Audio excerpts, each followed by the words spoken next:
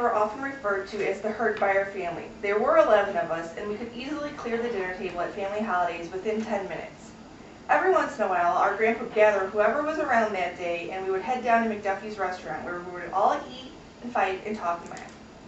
My grandpa, Emil Paparad, was a kind, proud, and very generous man. He would always order things like the special order of this and that, or the limited availability of this item. Every once in a while, he'd give this grandchild or that grandchild a little necklace or a little ring or maybe this pocket knife. If anyone was going on a trip, we'd be able to buy the most expensive can of Coke there was. I can still hear him say, "Here, kid, go buy yourself a can of Coke and have fun." It was usually a $10 or $20 bill, more than enough for a few cans of Coke. When we were little, my cousins and I would play in the basement. My sister once told her first grade teacher that, at Grandpa's house, we would sit at the bar with a naked lady, drink cocktails, and play in the slot machine. Her teacher had to call home, but she really wasn't lying, and that's what we always did there. He would always have money for us to play on his slot machine that he had, and he'd always have cherry juice and 7-Up for kitty cocktails.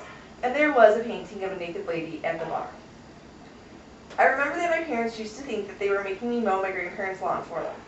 Every time I went, I would go to get on the riding lawnmower, and Grandpa would always re-explain to me that the mowing deck couldn't go below a certain level, and then he'd show me the proper way to mow.